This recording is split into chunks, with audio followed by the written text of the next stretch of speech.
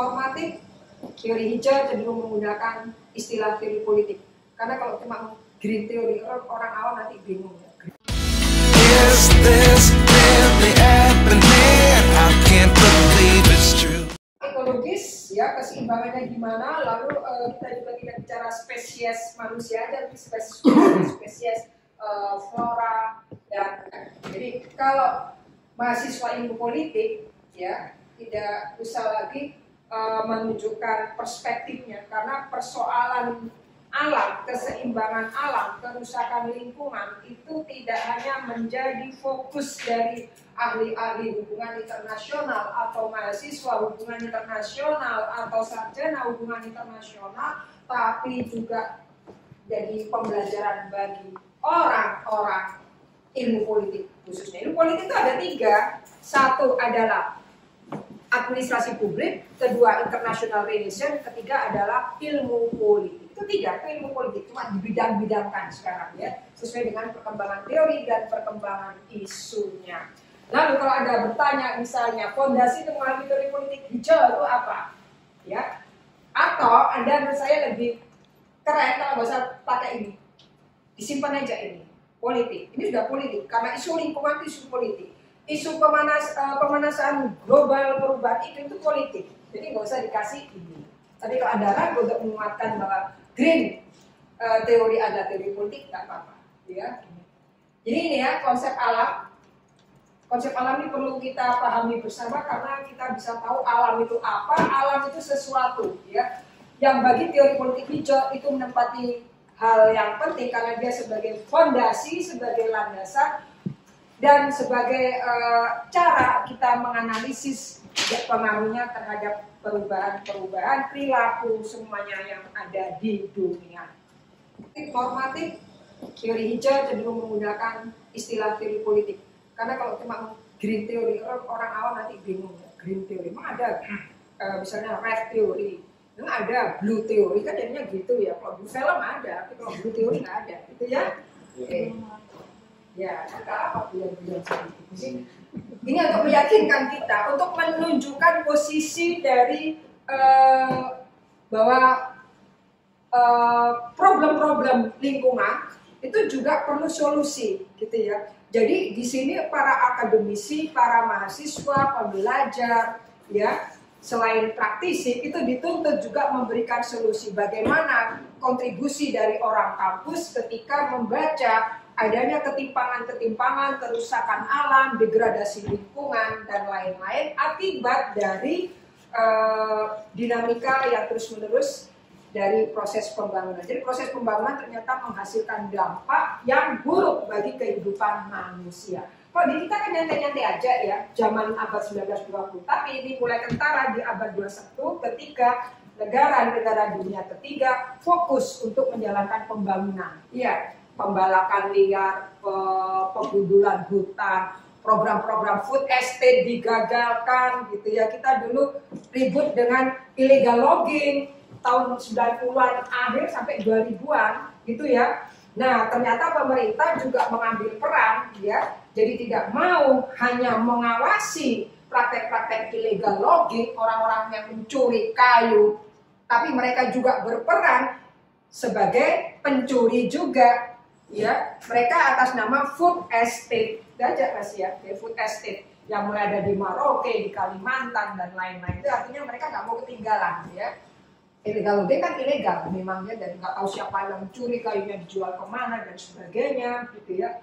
Nah, pemerintah atas nama food estate juga. Nah ini yang hal-hal seperti ini, penggundulan hutan di Kalimantan yang nggak cocok, itu kita bisa jelaskan dengan ini. Jadi dampaknya gimana terhadap lingkungan? Dampaknya gimana terhadap kehidupan masyarakat? Dampaknya gimana terhadap kehidupan adat?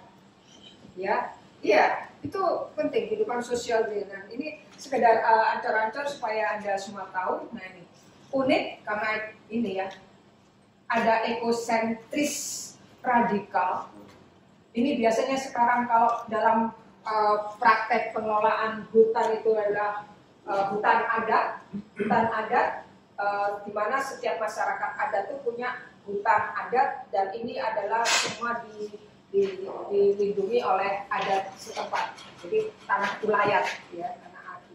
ada tanah wilayah itu selalu beriringan di sini. Nah, ini berikutnya aksioma filosofisnya. Dia ada tahu ceritanya begini. Sekarang masuk aksioma filosofis. Aksioma filosofisnya, ya. Aksioma filosofis utama dari Green Theory atau teori Hughes kalau saya terjemahkan. Green Theory itu ini. Ada kesenjangan ontologis tegas dalam bidang eksistensi itu adalah monistik yang inklusif yang terkait dengan konsepsi alam yang diadopsi oleh para ahli, para pembelajar, ya. Kemudian ini memunculkan perspektif atau paradigma ekosentris. Saya nanti kasih tanda di pointer yang keberapa. Jadi ada kata nama ekosentris dan antroposentris. Anda harus ingat-ingat, jangan sampai bingung. Ini cara mudah untuk memahami teori Green. Ya, jadi ada dua paradigmanya. Ya, nama adalah ekosentris. Eko ya. Eko, lingkungan, alam. Di sini antroposentris. Antro itu manusia. Antropologi, ilmu yang belajar tentang manusia. Manusia mati sampai manusia hidup, ya kan? Hidup sampai mati, ya. Itu antropo. Jadi ini berfokus pada manusia, ini berfokus pada alam. Gitu ya. Ini yang selalu dibahas kalau kita bicara Green. Jadi jangan dibolak-balik ya. Antroposentris, gampangannya, Tuhan menciptakan alam harus dimanfaatkan seoptimal mungkin untuk memajukan kehidupan manusia. Gak usah mikir dampak. Di sini dampak bagaimana manusia mengeksplorasi alam, mengeksploitasi alam, menggunakan sumber daya alam. Gak usah dipikir dampaknya. Itu antroposentris. Yang ekosentris itu fokusnya bahwa kita dalam mengeksplorasi sumber daya alam, mengeksploitasi alam harus memperhatikan keseimbangan alam atau memberikan titik tekan pada dimensi ekologis. Ya, jelas clear di sini ya. Jadi jangan sampai bingung. Ya, ini ekosentris yang mengabaikan teori nilai. Nah, kalau detailnya gini. Ya, kalau ekosentris itu mengabaikan teori nilai. Argumennya adalah bahwa dibutuhkan bukan etika, melainkan perubahan psikologis dalam sensibilitas ekologis orang. Itu masalah sebenarnya adalah psikologi dan ontologi, bukan etika. Ini sih ngomong filosofisnya ya, tapi kita kan nggak ngomong filosofisnya. Tapi paling tidak Anda semua harus paham bahwa antara antroposentris dan ekosentris ini sampai hari ini telah memunculkan dampak yang begitu besar yang dalam PPT yang pertama saya sebut dia adalah, nah ini tragedi ya, jadi saya lompat-lompat, jadi saya ikut tulis gitu ya. Jadi dengan tragedi umum, tragedi yang dihadapi oleh semua masyarakat ya. Ini gara-gara ada yang terlalu kencang mengeksploitasi alam, jadi begitu ada sumber daya alam, dia langsung mengeksploitasi. Contohnya Freeport, contohnya adalah gas alam yang di Aceh, gitu ya. Begitu ada gas langsung seumur hidup diekspor ke Jepang. Tapi sekarang kita belum selesai kontrak ekspornya ke Jepang, LNG yang di Aceh sudah habis LNG-nya, gitu loh ya. Saking apa ya? Karena nggak terukur begitu mengeksplorasi, ya, sampai kehabisan kita. Akhirnya kita keluar sebagai negara OPEC, ya, Organization Petroleum Pengekspor, ya, negara pengekspor minyak. Kita sampai keluar karena nggak cukup, ya. Nah ini kita tanah air bersih, ikan secara berlebihannya itu sekarang Cina ya yang gila-gilaan karangan ikan ya. Dia mau ngolah ikan pindang itu ya pabriknya ya atas laut dia. Keren ya. Iya, nanti kamu beli kapal. Ya. Apa namanya kapal yang ngolah sendiri semua itu?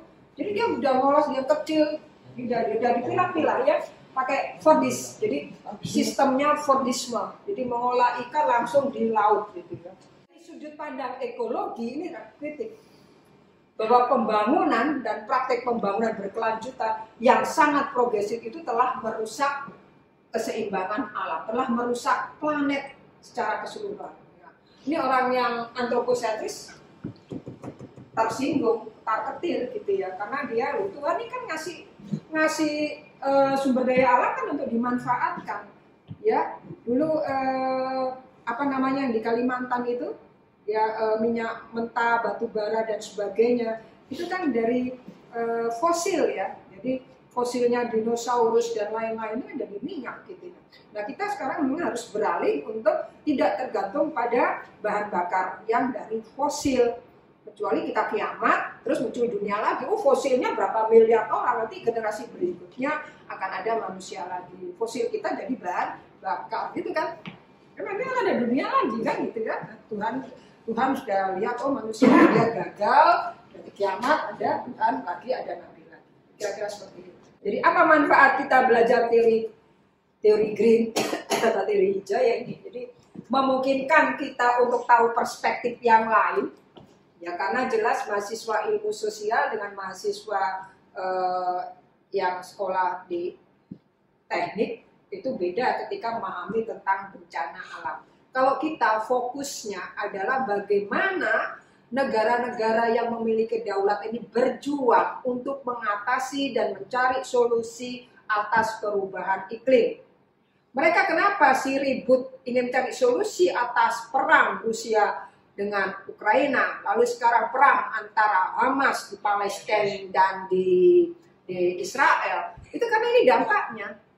Itu nanti semua habis itu ya, kena nuklir, kena apa, semua udah habis itu ya. Sudah nggak bisa bayangkan ya, semua cari cacing nanti udah susah ya, cari kupu-kupu, kepompong udah susah gitu ya, cari tanamannya kan sudah terkena dampak dari senjata-senjata perang itu. Bismillah, itu sudah kerusakan. Makanya sekarang ketika ada perang ini, orang tidak mempermasalahkan manusianya aja, tapi dia mempermasalahkan bagaimana flora fauna, bagaimana keberlanjutan lingkungan, ya seperti itu. Ya, jadi penting. Jadi kita juga bisa mengatakan teori green. Jadi orang lingkungan yang belajar di UI, di ITB, di ITS dan institut-institut yang melahirkan insinyur-insinyur itu tidak ngomongin lingkungan hidup ini aja, tapi dampak politiknya. Misalnya Cina itu bagaimana sikapnya terhadap perubahan iklim, Eropa bagaimana sikapnya terhadap perubahan iklim. Kan mereka banyak yang mereka setuju misalnya ya, ketika misalnya mereka ketemu di mana yang kemarin diajari oleh presiden kita juga, itu mereka setuju, tapi itu di lapangan tetap aja mengeksploitasi alam kayak gitu tetap ya. Jadi ini menjadi tantangan bagi negara yang berdaulat. Kalau negara kecil seperti kita ini besar kan cuma wilayah dan penduduknya banyak gitu ya, tapi kedaulatan kita terhadap negara lain itu kita kecil ya. Nah, kita bagaimana melakukan negosiasi untuk mengurangi pemanasan global supaya kita tidak menggunakan teknologi-teknologi yang merusak lapisan ozon dan sebagainya. Ini ada nggak tulisan yang ini? Ini biasanya ada simbol yang ada di AC itu yang ramah lingkungan yang gini. Ini loh ya. Ini itu ramah lingkungan itu ya.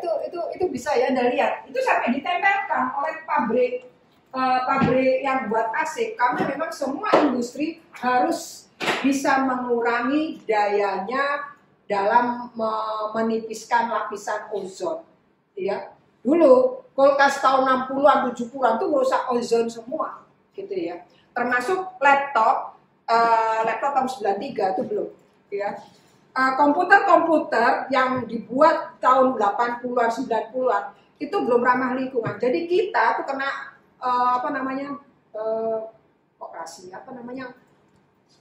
panas di mata kita dan gatal itu namanya apa? Radiasi. Betul. Jadi kita tuh kena radiasi dulu. Lalu itu lagi hal yang ditemukan oleh industri, pabrik-pabrik yang memproduksi teknologi, perlengkapan perkantoran, perlengkapan belajar dan sebagainya, itu harus mengusung ide ramah lingkungan. Jadi AC ini sebenarnya secara tidak langsung tidak merusak lapisan ozon. Lemari es juga dibuat supaya tidak menghasilkan bunga es, ya, karena itu bisa punya dampak. Kita kan nggak tahu ukurnya dari mana, tapi itu berdampak. AC gini, bagaimana Anda mengukur ini bisa merusak lapisan ozon? Tahu dari mana? Yang tahu adalah orang-orang yang membuat itu, dan orang-orang itu memang dipanggil ya oleh aktivis-aktivis lingkungan, pegiat-pegiat lingkungan dan pembuat kebijakan itu untuk mulai memikirkan apakah teknologi Anda sudah ramah lingkungan atau tidak. Tandanya ya di orang yang gini itu, ya itu di situ. Sekarang semua itu. Dan kalau Anda anak-anak generasi Gen Z itu Anda nanti lihat ya, kalau ketemu komputer lama yang ada tulisan ramah lingkungan di pojok atasnya itu harus ada foto. Karena generasi sekarang nggak tahu, dipikir komputer desktop itu seperti sekarang. Enggak, kita dulu ngetik 3 jam mata udah panas. Ya, itu merusak, ya. Nah sekarang mata kita panas bukan karena kita belajar, tapi ada mainan game, mainan TikTok, gitu ya. Itu panasnya, rusaknya di situ. Jadi cara kita, apa manfaat kita belajar dari teori green ya ini? Ya. Banyak sekali yang saya identifikasi dengan energi listrik dengan membuat turbin-turbin, gitu ya.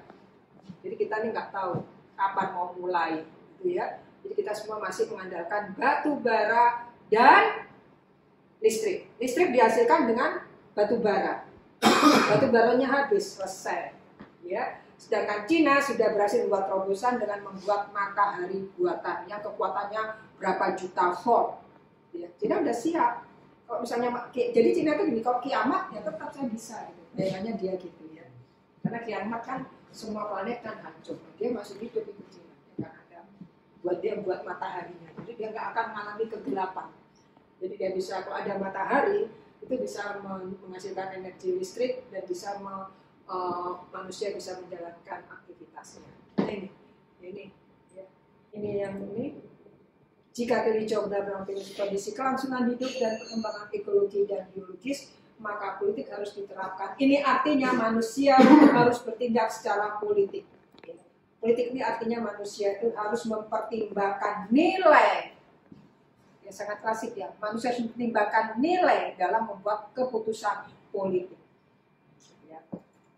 Kita selalu berusaha ingin menghindari perang nuklir, tapi di balik itu sebenarnya kita juga sudah menghancurkan bumi beserta isi. Ya, kita bisa bayangkan Palestina sama Palestina sama orang Ukraina, Rusia itu sudah rusak itu, bumi itu sudah rusak, sudah bolong, itu sudah hancur. Gimana kita? Ya, seperti itu. Lalu kita juga bisa melihat karakter dari politik itu sendiri. Sekarang nggak boleh aroganan. Pemanasan global itu sudah berdampak pada kehidupan seperti sekarang ini, gitu ya. Kok pengen hujan-hujan, kok pengen panas-panas, kok pengen banjir-banjir, gitu ya. Lalu semua es yang ada di kutub utara sudah mulai mencair dan itu meningkatkan permukaan air laut sehingga ada banjir rob. Itu banjir rob karena di sana utara tuh udah leleh toh. Lelehnya tuh dari tahun 90 itu lelehnya. Karena ada teman yang ketika dia tinggal di Jerman tahun 96 itu sudah melihat dia es itu sudah leleh, sudah mencair. Dan dia ketika tahun 2000 itu cerita ke saya, wih gimana ya 10 tahun lagi? Ya benar ada rob gitu ya. Dan sekarang alhamdulillah 2023 kita nganggap banjir rob itu banjir yang biasa. Ya. Makanya itu IKN itu dianggap pemindahan ibu kota ke Kalimantan itu dianggap sebagai solusi. Ya solusi ini. Tapi sebenarnya kita meskipun di bawah, misalnya lautnya udah di bawah, Jakarta tuh kan permukaannya di bawah, ya. Anda pernah tahu cerita bagaimana sejarah dari kota lama di DKI? Ya, DKI itu dulu kan air lautnya pasang naik, lalu dipindah ke Istana Negara, tuh dipindah, nggak ada di kota, kan itu ceritanya. Ini yang biasa sering dikutip oleh Budin, ya, bahwa ciri khas teori hijau adalah rujukannya pada visi moral yang koheren.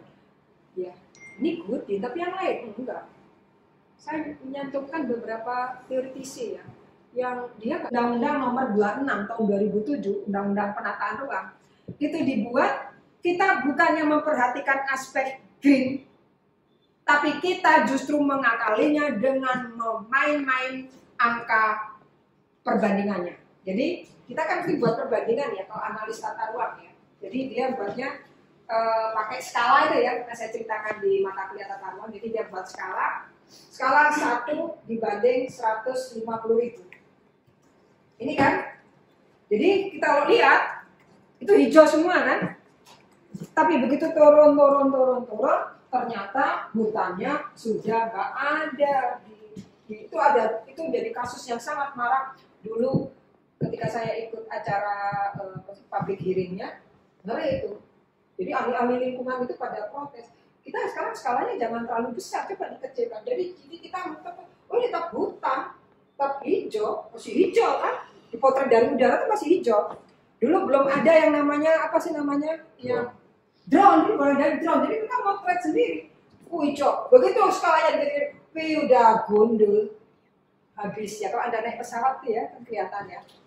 Dan ketika naik pesawat ke Papua, itu kan hutannya sudah gundul, udah habis gitu ya. Nah itu. Ini dulu kita cuek aja, tapi sekarang menghasilkan apa? Longsor, dikit-dikit sekarang longsor. Dulu tuh nggak ada bencana longsor tuh nggak ada. Sekarang tiba-tiba longsor, di bukit tiba-tiba longsor gitu ya, karena di tengah sudah gundul. Dulu ketika penggundulan hutan, orang bilangnya illegal logging.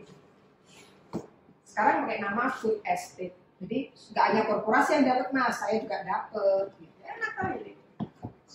Politik, ya nggak ada nilai. Lo dapat ya gue harus dapat.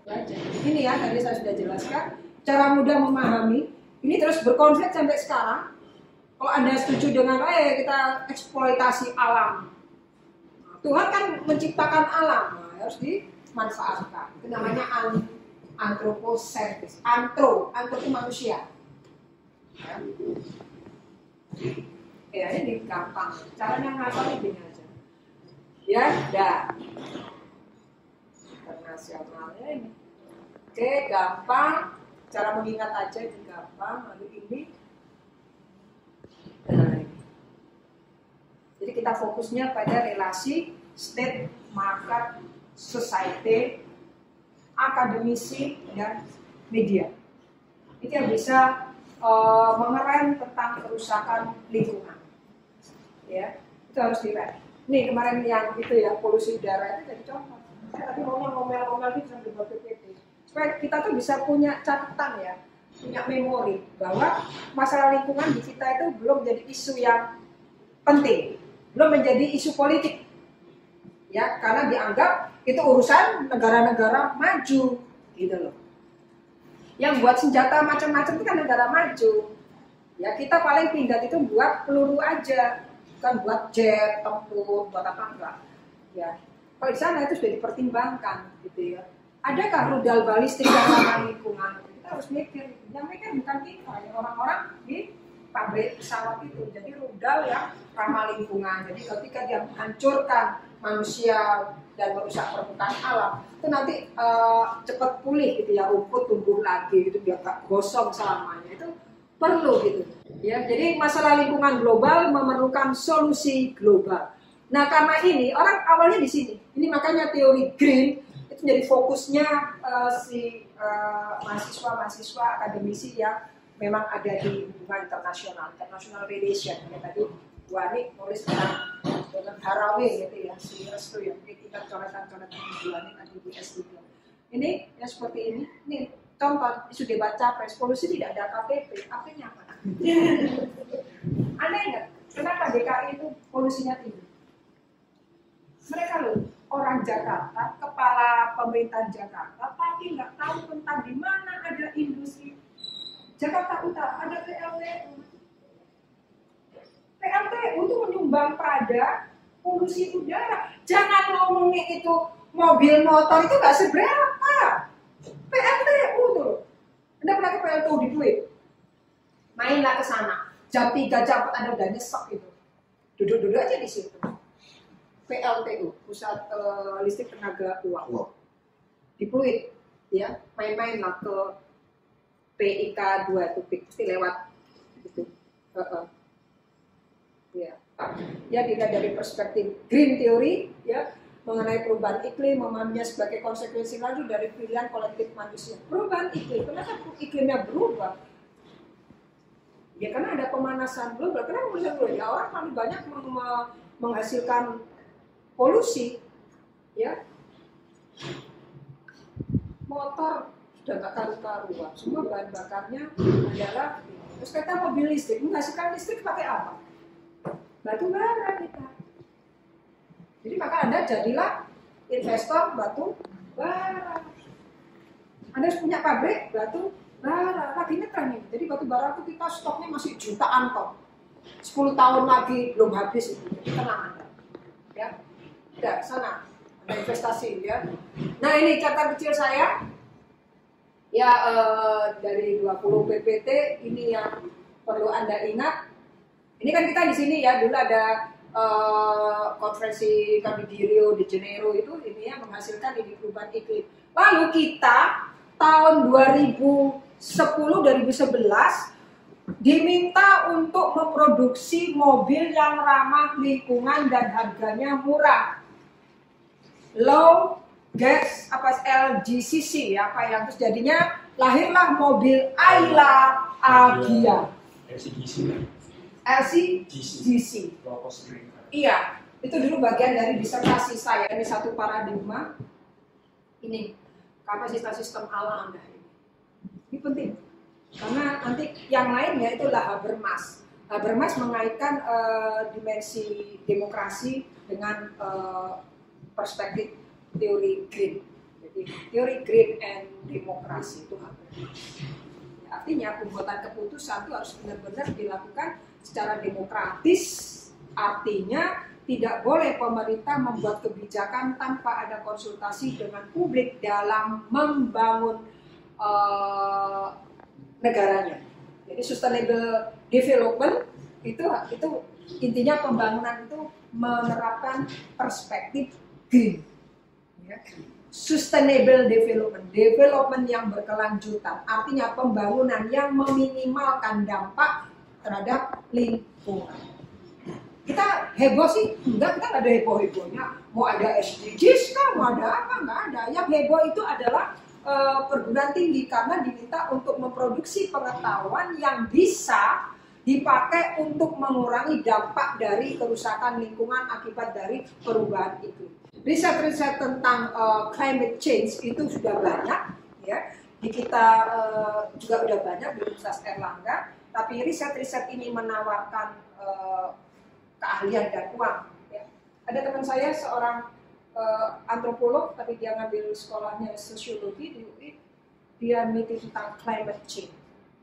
Ya. Jadi dia bekerja dengan sekian negara untuk mengkaji dampak dari perubahan iklim terhadap kehidupan manusia. Ya dampak terhadap pertanian, produksi pangan, dampak terhadap apalagi yang dia lihat teman saya itu produksi pangan. Ini juga sudah diteliti oleh Bu Yunita. Terhadap petani-petani ketika dia mau mengolah tanah itu semua dipengaruhi oleh perubahan iklim. Ya. Kalau kita apa ya? Kita ini nggak jelas. Politik itu kalau ngomong green theory itu apa? Bisa dipilih untuk apa? Bisa dipilih untuk apa? Kalau kita pakai green theory. Bisa apa? Kita nggak bisa apa? Membuat rekomendasi kebijakannya ya. Dia menghimbau kepada pemerintah untuk meminimalkan penggunaan gas. Kita harus memproduksi limbah dari peternak-peternak sapi, kerbau, kambing itu untuk menjadi biogas. Itu kan sudah ada sebagian ya. Jadi mereka menjadi peternak besar, punya misalnya 20.000 ekor sapi, nah kotorannya itu bisa jadi biogas. Itu ya. Nah, itu harus dibeli oleh pemerintah. Termasuk pemerintah di Kota Surabaya sudah membuat bahan bakar dari sampah, ya. Di Benowo itu diresmikan oleh presiden kita yang sekarang itu untuk memproduksi ini. Jadi limbah sampah itu setelah dipilah-pilah itu menghasilkan energi listrik dan listriknya harus dibeli oleh PLN. Tapi PLN yang ternyata tidak tertarik dan tidak punya uang. Akhirnya Pemkot tidak mengelola sampah, alatnya juga pada rusak. Yang ini siapa? Orang teknik sipil sama orang-orang lingkungan. Ada dosen termasuk yang meneliti itu Pak Oxford, lalu pindah ke Australia, lalu sekarang jadi dosen tetap di Australian National University. Itu juga meneliti itu orang dari politik pemerintahan. Karena setelah saya lihat tadi yang Ibu jelaskan, ya sama 11-12 sama kan? Iya. Maksudnya isu-isu yang terbarukan membahas tentang lingkungan dan kebijakan. Iya, itu versi saya ya, karena saya itu orang HI ya dulu ya. Jadi perspektif saya tuh ya HI, sekarang mainnya juga di HI. Ngajar di politik, Mas. Iya, karena ini kan kita ngomong green teori daripada green politik, gitu ya. Karena green teori itu perspektifnya jauh lebih besar. Semua para ahli bilang ilmu yang bisa dipelajari oleh semua akademisi tanpa terkotak-kotak eksakta dan non eksakta. Satu, masalah lingkungan. Kedua, masalah transportasi. Itu ilmu saya, tak klaim ya. Itu keahlian saya. Itu riset-riset saya di situ. Riset-riset saya green safety. Disertasi saya tentang transportasi. Saya udah hitung-hitung gitu ya dulu ya. Ikut-ikut orang-orang itu menghitung. Itu sangat sederhana, Emil. Sederhananya di mana? Jadi orang itu dituntut untuk ini, ya nggak ada sih. Itu karena ya mengikuti dari Karl Marx.